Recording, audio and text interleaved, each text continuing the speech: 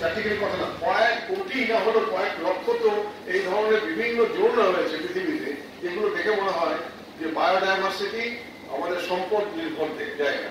তার মধ্যে 36টার মধ্যে 4টে আমাদের মধ্যে আছে, এই অর্থগুলো আমি আর দিচ্ছি না।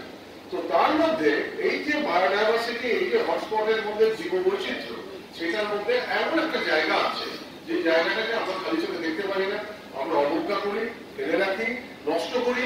আমরা ভাবি যে এটার মধ্যে কোনো দামি জঙ্গল, এই যে সুন্দর আম গাছ দেখে আমার মনটা করে যায়, এটা আমাদের প্রকৃতির একটা দাম। কারণ আমি আমার এই কথাটা বলতে হয়, আমরা বেঁচে আছি, আমরা এই পেট ভরে খেয়ে এসেছি, তার 100%ই কিন্তু আমাদের প্রকৃতি থেকে পাওয়া বায়োডাইভার্সিটি।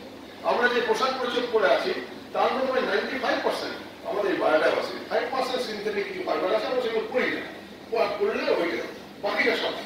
আমরা যে গ্রাম বাংলাতে কি বলে বাড়িঘর বানাই, তার মধ্যে বায়োডাইভার্সিটি, যে দড়ি বলো, বাঁশ বলো, খড় বলো, সবই।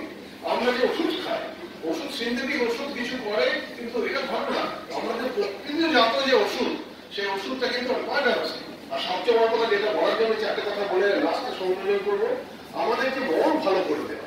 আজকে মন ভালো করার কোনো ওষুধ নেই, মন ভালো করা একটা দুর্লভ প্রক্রিয়া।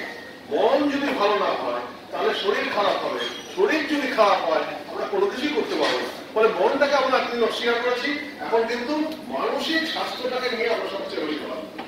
মনটা ভালো কি করে হয়? এই যে শীত চলে গেল, বসন্তকাল, এই যে আম গাছের দিকে তাকাও, কিছুক্ষণ বসে থাকো, এখানে আম গাছের মুকুলটা দেখো, তার মধ্যে ভ্রমণ আমাদের মৌমাছি আনাগোনা দেখো, আকাশটা দেখো, পিছনে ব্যাকগ্রাউন্ডে, তোমার মন ভালো।